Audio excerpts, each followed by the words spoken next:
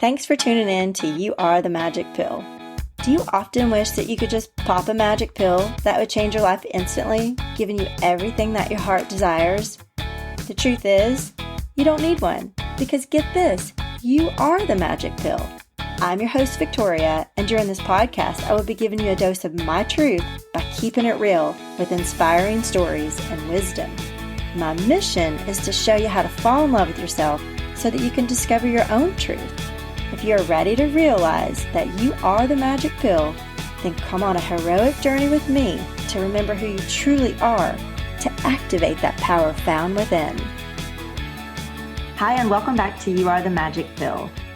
Hi, Richele. Welcome to my show. I'm so excited to have you here. Today, we're going to talk about relationships and should you stay or should you go? And it makes me want to sing that song, Should I Stay or Should I Go Now?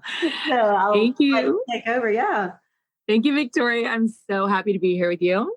It's very exciting for me and happy to talk about that love can be unconditional, but relationships are not unconditional. I think that's true. And so I want you to elaborate a little bit on more what you're talking about there, Willis. Yeah. So, a lot of people think, you can't love someone and let them go. But the truth is, with our divorce rate, obviously that's not the case. And relationships do end. And it's not because of lack of love many times. It's because of the toxicity of the relationship and how it isn't healthy anymore. Many times it's just people realize that it's not good for them to stay and they have to give it up for them to love themselves the most and for them to be healthy. So, yeah. And you deal a lot with that with your clients and working with relationships and allowing people to realize that they do need to discover who they truly are. And sometimes that relationship is coming to an end, and whether they maybe not realize it at first, but then the more they talk to you and the more they talk to people and the more they go within, the more they realize that it is toxic and it is not where they need to stay. I mean, sometimes people can work things out, right? If the other partner is willing to realize that it is a toxic relationship. I think it's a problem when one person feels it's toxic and the other person does not see it, then that is a huge problem. It's very common. It's like, there's nothing wrong here. It's usually the person that's most happy with the relationship. If there's problems going on, but they're just super happy with it. And then the other one's like, we need to go to counseling. There's all these issues. And the other one's like, no, it's fine. There's nothing wrong. And it's like, what's going on here? That's a big red flag. There's someone really unhappy and then the other person's not actually lived that situation. You go to the counselor and there's clearly something wrong. What I do with my clients is, what is your power? What is your 3% of, say the relationship is going awry and there's something really toxic going on. And maybe 97% of the relationship is going down because of the other person. Of course, there's more than that. Like your 3% is your fault. There's usually more than that. That's your responsibility. But what is your 3% of power? What is your 3% that you can take charge of? It takes two to tango, as they say, and have them examine, like, what is your part? And it could be something as simple as, what have you allowed, right? Like, it's not always like you have perpetrated something, but maybe what have you allowed or where have you given your power away?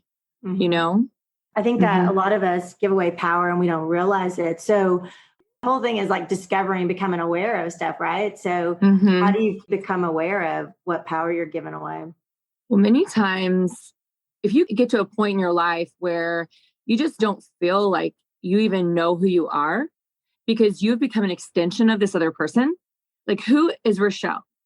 I got to a point where I was like, what do I even like? Because I don't know. I'm just an extension of this person. I'm his wife. I'm his, I'm their mom. What do I like? I don't know. I'm just an extension, right? Or I'm only allowed. That's a really key word there. Like, I'm only allowed to do these certain things. I'm only allowed to wear these certain clothes. I'm only allowed. So if you are only allowed to do certain things in this relationship, and it's not an agreement of true partnership, that's a real red flag that you don't have an identity of your own. And that's where you're dimming yourself down. So that's giving away your power. So if that's the case in your relationship, you really do have a toxic relationship. It should be a partnership of you both agree. There's two people in this relationship, two individuals who come together and have a relationship. It's not one person with holding all the cards, all the power and allowing. It's not a parental child relationship if it's a romantic relationship. But many times that's how a toxic relationship does end up manifesting. Yeah, I think so. And it's like you don't even realize it. And you just, like you said, you're not allowed to do things. That's a huge red flag because, like, why wouldn't you be allowed? You're like a grown ass woman or a grown ass man. Mm-hmm. So, why couldn't you pursue a dream that was in your heart or go buy an outfit or go do whatever, nothing that's going to be detrimental to your marriage or relationship. Right. I'm not talking about that. I'm not talking about going crazy, like, and doing, stuff that isn't respectful in a relationship, but like the normal stuff, like, hey, I have this dream that I want to do. And then they shut you down or, don't walk with you. Like you should be with someone that uplifts you and like, even if they don't agree with it, just kind of still be like, oh, wow, okay, that's cool. Why do you really want to do that? What do you see is going to come from that? And is this like a really huge, strong desire for you? Not someone that's just like, nope, you're not going to do that. We're not going, you're not doing that. Nope, nope, nope. Yeah, that's exactly a huge flag. That's where you get into power and control, where one person holds all the power and the other person, it's like, you're dimming yourself down, you're giving your power away, you're not speaking up for yourself. And you're like, you live in fear and you're like, whoa, you're walking on eggshells and you're just like, okay, you're just really doing anything you can to avoid triggering that person into anger or a rage or, that's a huge red flag of you are in a very toxic situation. That's when it's like, the relationship's going way down and say you want to go start a new hobby. Or maybe you want to get a little job and you say you've been a stay-at-home mom and your kids are growing up and you're like, I really like to go get a part-time job and, or something like that. Or you want to go take up a new hobby that doesn't hurt the other person at all. It's not like you want to, go work on a cruise ship and be away from your whole family. It's nothing crazy. And they are like, no, I don't think you should do that. And they just like squash your dreams or then you're in a bad situation. So if that's perpetual and they're not willing to give at all, that's when it's bad and it's continual and it's a pattern and things like, hey, I want to go work out in the evening. I really want to try this belly dancing class or whatever. And they say, no, you need to be home with me. That's the kind of control we're talking about here. It's just like all of you has to be with them all the time, that kind of thing. Yeah. And that's like suffocating. That's like suffocating. And it's not a true partnership and not a true relationship. But I think that some people have been with their person so long that they don't realize that they can actually not be with that person. And I think that that's a condition of our society that they like kind of program us to think that, that you do have to stay with somebody forever. And I'm not promoting divorce here by any means. I have gone through a divorce, but I do think that people should definitely try to make their relationship work and communicate and seek counseling and try to better themselves and do all that. But if you have a partner that's not willing to take that step with you, then that's a red flag in itself. If they see that you're unhappy, if you're expressing that you're unhappy, but yet they don't want to take the steps, even if they don't see it, they still don't want to take the steps to try to figure out what's going on, why you're not happy. That's a huge red flag too. Absolutely. Yeah. If your happiness doesn't matter to them, if they're like, it's fine, like you're fine, like look at all you have. We have a great family. Everything's fine. And you're constantly asking them, or telling them and they're just dismissing it, huge red flag. And you're inside, you just feel like you have no voice. Right. You feel like you have no voice and they don't care. They want to keep things the same. I mean, what is your life besides being what they want? At that point, it's time to reevaluate because what you have is a parental child relationship that it's going to stay the same. If they're not willing to budge, then that's a real problem. And so you can love that person and let them go.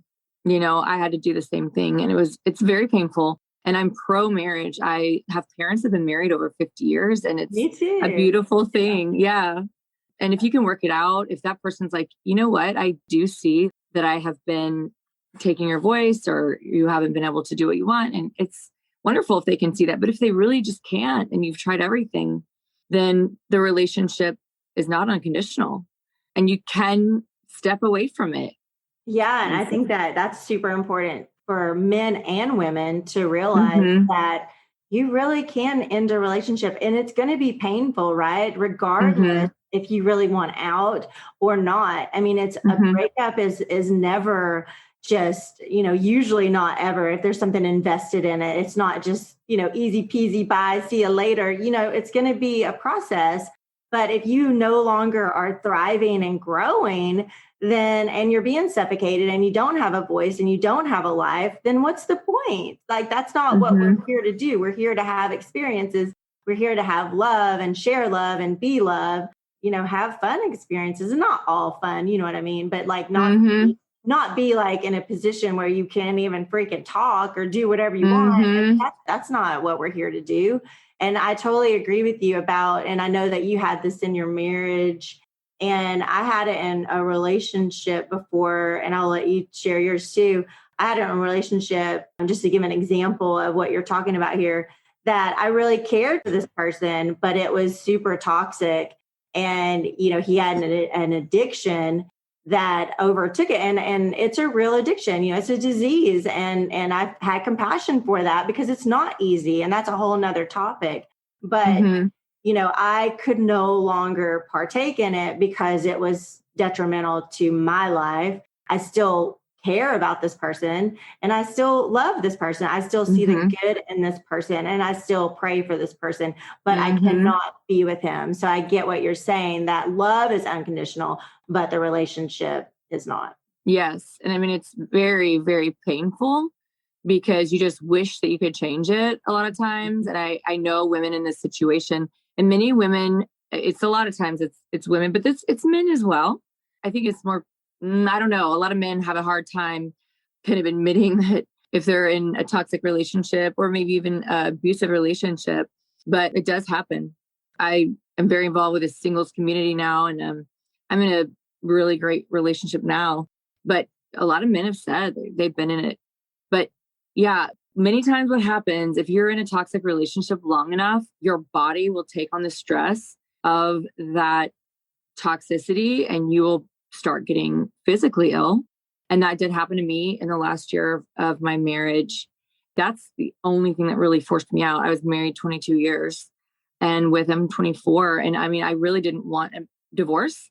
And so I think that's the only reason I really was forced to go, because I say I'm either really hard headed or just like stubborn, or just have like, I just have a strong will to make things work because, until I started getting sick, I really just didn't want to leave. But yeah, it does happen. So if you're in that position and you're like, what's wrong with me? Why am I sick? And your relationship isn't good, you might want to consider that it's your stress level. It's the relationship. So that needs to be a red flag as well. Yeah, there's a lot of red flags in that. And because like emotions, if you're having a lot of emotions and a lot of things going on in your body, then it does reflect outward on some kind of condition within your body. And so definitely that's a huge red flag if you're having some kind of illnesses or sickness or some kind of stress related situation, then it definitely is probably from that. Does that even go It's, together? Definitely, probably. oh, freaking yeah. Like, And it's yeah. crazy. It's like, some people just dismiss it, or they think like, oh, it's just something else. But really, like, until I started reading up or, doing research, I was like, oh my God, like, this is making me sick. It's Right. not just like you make me sick. It's like this Right. whole thing is making me sick. Yeah, I healed up. I mean, there's the heartache of it, but like my body started getting better right away when I left. And I mean, it's taken years to. I mean, I don't know that you ever get over it. It's kind of like a death.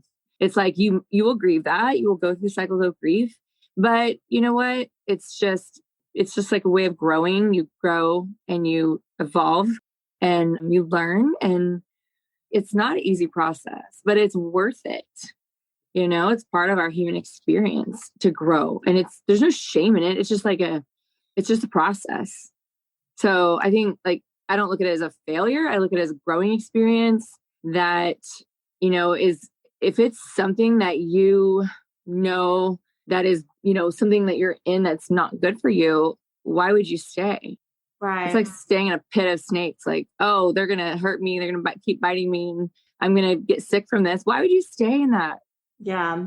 And I think that until you really get jolted or wake up from the reality of that, you can actually leave. I think that that's the thing, or that it's okay to leave. Like you said, there's no shame. It's not a failure. I know I struggled with that for a while in my marriage. It's the guilt of leaving, or affecting other people's lives and things like that. And so it's just, it's going to be okay. Because if you're feeling like you need to leave, or you're feeling like you have these red flags, or you're feeling like the toxicity or the emotions or the conditions are coming up in your body like that, that's a reason, that you're talking to yourself there and you're saying, get out, get out. You are needing to be in a different reality. You're needing a different life. You're here for much more than what you're allowing in right now. And this is us, the body, yourself saying, get out and go live your life and live your purpose. And it's going to be okay. And you're going to be okay, And it's amazing. Scary. Yeah. Yeah. It actually propelled me to my purpose because, I'd had my degree in psychology and I'd always wanted to be a counselor, but it wasn't until I, went through that, which I really consider it a blessing. Right. Now I'm so grateful for it because now I have the experience, the know-how to help people. And there's so many that have been through toxic relationships that I went, I pursued getting my coaching certification, and now my passion is helping other people. And so, that would have never happened had I not just had the strength to get out and then pursued what it always had in my heart to do. That happened for that reason. I fully believe that. And now women come to me, and men as well, for that help. And I just consider it a blessing. I love that. I love that because it's so true. It's when you're in it, it feels like you're never going to get out of it and you feel so lost. But when you break free and you get out of it, then you can take that experience, take that trauma and turn it into something that's beautiful and a blessing to help others. And I love that you're doing that. And it's just incredible because you're going to help so many people break out of toxic relationships, and they're going to truly be able to live their lives that they're meant to do. And I think it's beautiful. And I'm glad that you're doing that. And it is so much better to be on the other side and to be grateful for the experience that seems so horrific, but it actually pushed you to see who you truly are. Yeah. I'm at a level of self-love that I never had before, and I just love teaching people that's where you have to start. And it just brings tears to my eyes. It really does. Yeah. It's an honor to help people. I agree. It really is. I agree. So I absolutely love it. It's just my passion. I love it. And I'm so thankful that you were on today, and you're one of my very best friends, and we've experienced a lot of this together and we've overcome it, and it brings tears to my eyes too. It's just such a blessing to be able to turn such a dark side into a light side. So I want to thank you so much for being on my show today.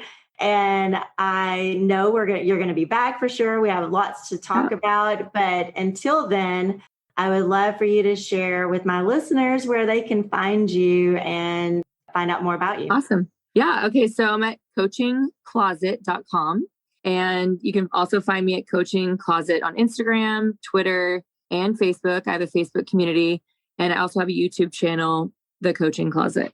So I'd love to hear from any of your listeners, and y'all can message me or anything like that. So I love your YouTube channel. It's so cute. I love it. I love that you have a relationship and advice, but then you have fashion advice. And so I need that help.